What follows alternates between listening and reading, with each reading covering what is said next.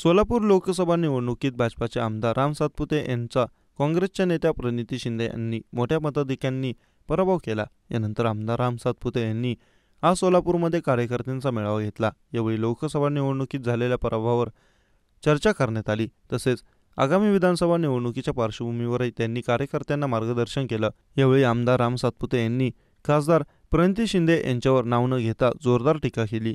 इतना भी गुमान मत कर तेरी जीत पर, क्योंकि तेरी जीत से ज्यादा मेरे हार की चर्चा है, असा खोचक टोला राम सातपुते यांनी प्रणिती शिंदे यांना लगावला आहे। ते माध्यमांशी बोलत होते। सोलापूरच्या जनतेचे आभार मानण्यासाठी मी आज आलो आहे।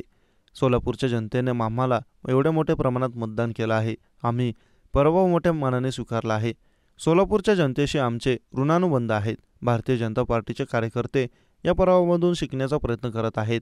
मात्र आमच्या कार्यकर्त्यांनी लोकसभा निवडणुकीत ज्या प्रकारे काम केलं त्यांचं कौतुक करायला हवं, असं राम सातपुते यावेळी म्हणाले। सर्वात महत्त्वाची गोष्ट असते की माणसाला पराभव पचवता आला पाहिजे, तसंच विजय देखील पचवता आला पाहिजे। मात्र विरोधकांना विजय पचवता येत नाही, कारण त्यांना अहंकार आला असून त्यातून वाचाळ बडबड त्यांची सुरूच आहे।